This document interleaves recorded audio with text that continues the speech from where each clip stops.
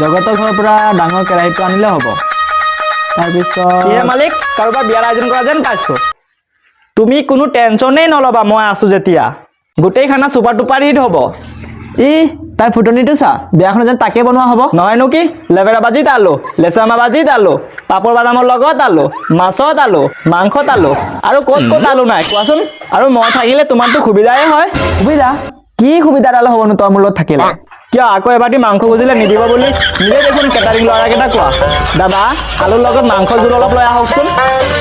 কিজানি লগতে মাংস এডোখৰত দিয়ে আলু দিয়ে মালিক যেতিয়াৰ পৰা আলু পিঁয়াজ মোবাইল তহঁতৰ লগত কথা পাতিব লৈছো নহয় এইখন ঘৰত আৰু থাকিব মন যোৱা নাই কেতিয়াবা মন যায় এইখন ঘৰ এৰি গুচি যাওঁ কিহে মালিক মুখেৰে মোবাইলৰ নাম যে লোৱা শুনিলো এসময়ত তোৰো এদিন অভাৱ আছিল সমাজত এটাইতো মাথা গৰম কৰিয়েই আছে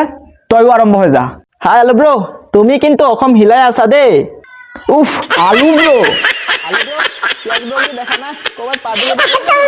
তোৰ পিঁয়াজবোৰ শেষ হ'ল দামবোৰৰ কাৰণে আনিবই পৰা নাই মোবাইল ব্ৰ যোৱাকালি মালিক 10 টকাৰ পিঁয়াজ আনিবলৈ দোকানলৈ গৈছিল দোকানীয়ে দগা মাৰি পঠিয়ালে